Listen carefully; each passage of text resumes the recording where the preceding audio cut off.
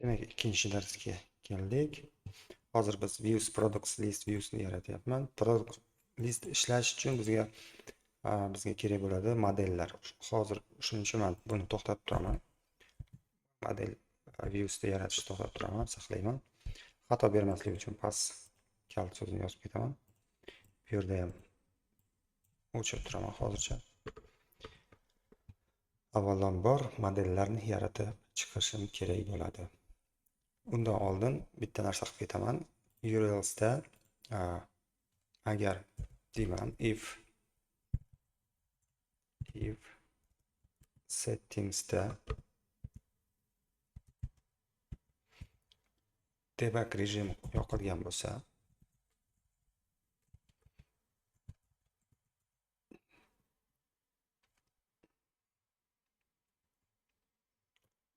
shu yerda nima qilishim kerak? From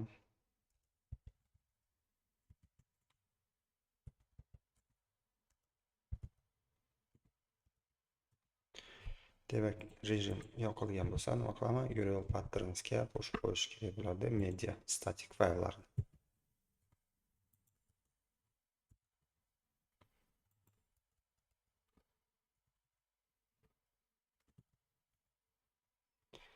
URL patternsga qo'shib qo'yamiz.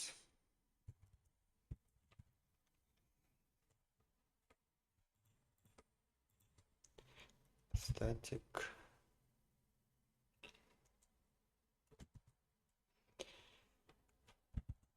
settings media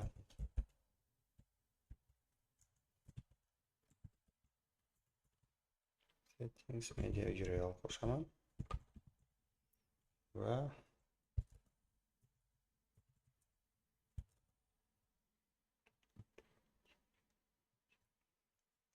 statikdan oldin statikda import qilishim kerak. Xuddi shunday from Django conf URLs ichida static import static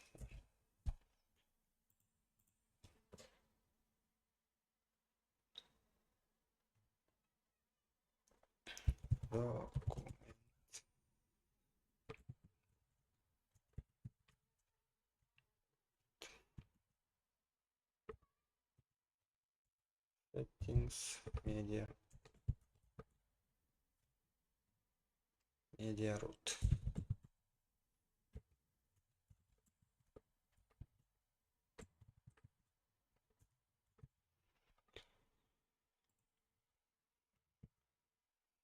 Saqladik. Endi nima qilamiz? Modellar emas, undan oldin create user komandasi bilan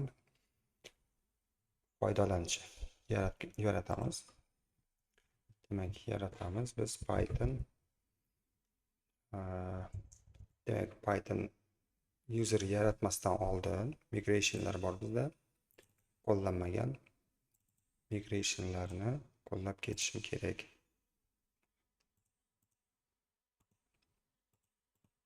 Demak, migrationlarni qanaqa ishlatamiz? Python manage by migrate qilaman. Bu komanda nima qilib beradi? Bizga database yaratib berdi.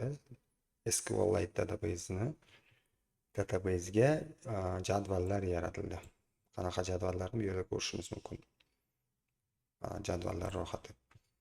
Endi jadvallar ro'yxati yaratilgandan keyin create super user komandasini kiritsak bo'ladi. Manage by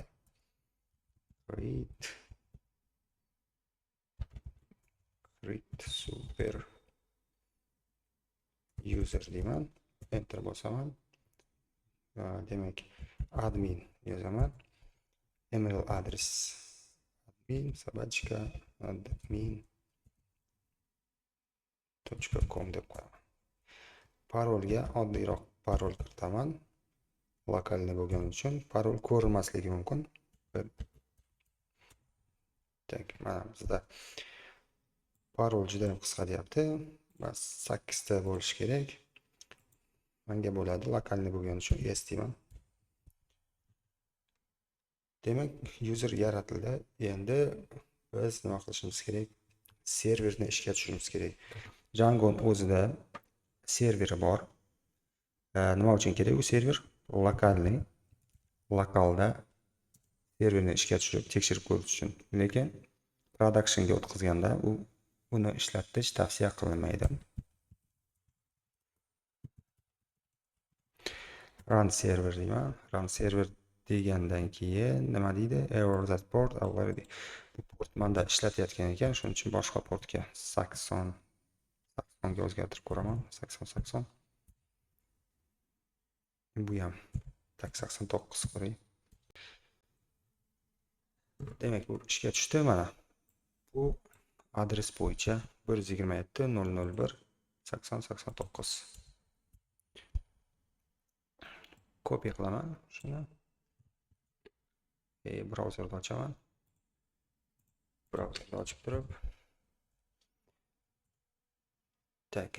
nima deyapti bu yerda?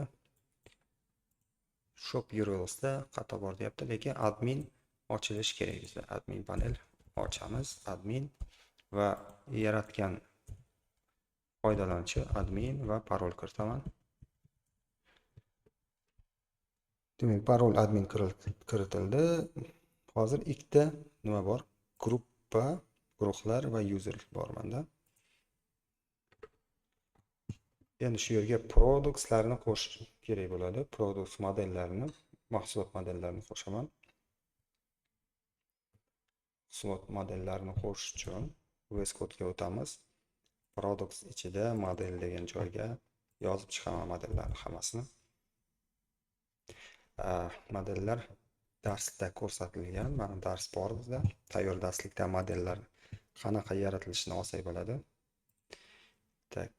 Mini shop ikkinchi darsga o'taman. Modellarni yaratish darsi. Mana. Demak, birinchi kategoriya modeli va produkt modeli yaratishimiz kerak bo'ladi. Yana qo'shimcha buyurtmalar uchun order va order item modelini yaratib ketamiz. Birinchi qiladigan ishimiz buni olamiz. Kopiya qilaman. Model kiritaman. Demak, birinchi model. Ikkinchi model bizda produktlar, mahsulotlarni olaman. Kiritamiz. Demak, ikkita model bo'ldi. Yana ikkita modelni ham kiritib ketaman. Order item bilan order modellar. Keyin bir-birlab to'xtab ko'rib chiqamiz, qanaqa maydonlar ishlatilganligini. Hammasini ko'chirib oling, keyin ko'rib chiqamiz qanaqa maydonlar ishlatilganligi. Demak, bizda qanaqa maydonlar ishlatilgan kategoriyada ikkita maydon. Uchta maydon. Name, slug, description. Nima degani? Kategoriya nomi, slug degan bu agar saytlarda ko'rgan bo'lsalaring, latin alifbosida yoziladi.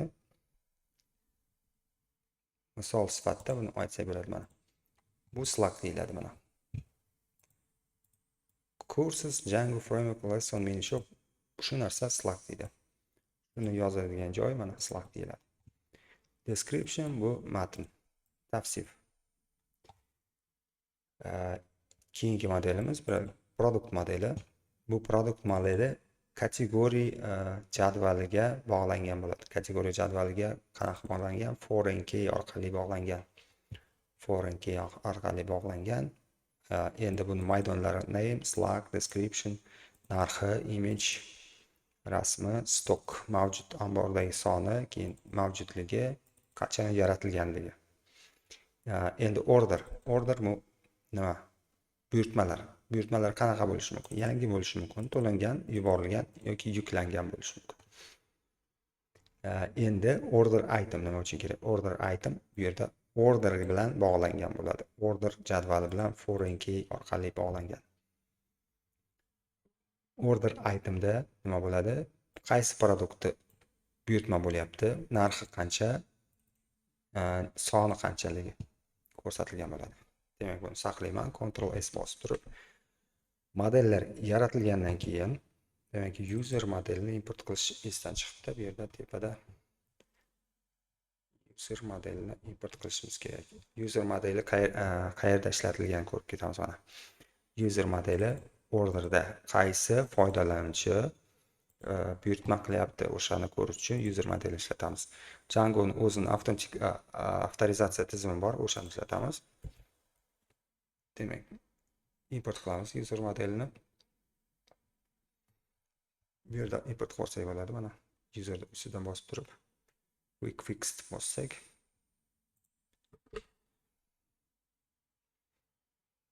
yo'q, quick fix da bo'lmadi. Demak, user modelini o'zimiz qo'lda from deb yozaman. From Django contrib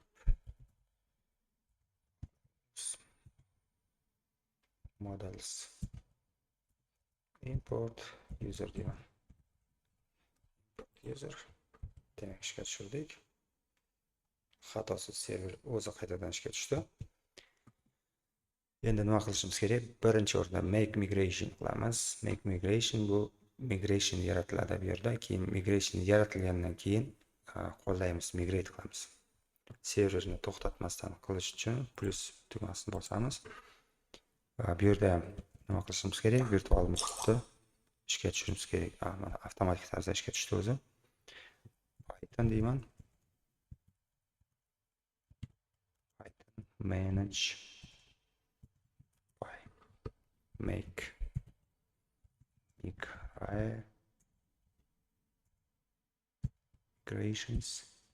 migrations komandasi nima qildi? 4 ta model yaratildi. Mana bu yerda ko'rsak bo'ladi, product ichida create model category, create model order. Demak, bu jadval yaratib beradi. Biz databasemizda jadval yaratib beradi. Hozir mana DB SQLite deb ko'rsak bo'ladi, nima borligini ichida 2 marta bosaman. Nima qanaqa jadvallar borligi. Mana hozircha biz qo'shgan 4 ta model yo'q yerda. Category, order, product, order itemlar yo'q.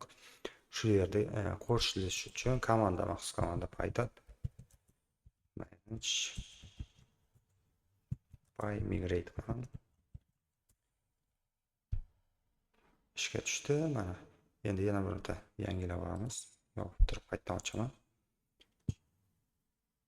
Mana qo'shildi. Category, order item, product.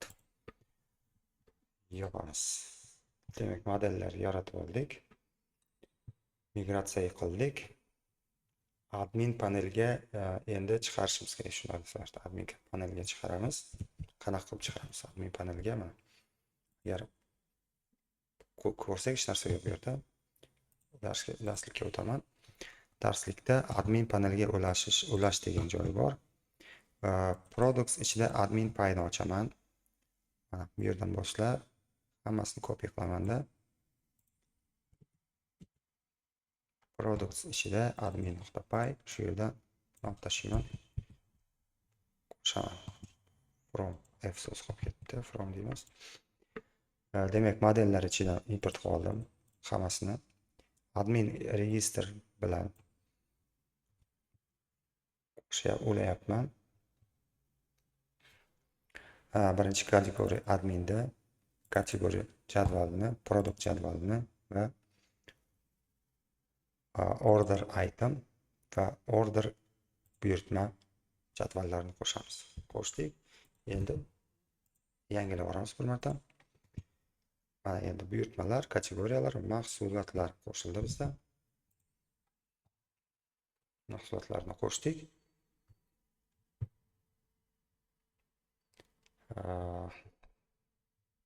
Demak, keyingi darsga o'tamiz endi. Hozircha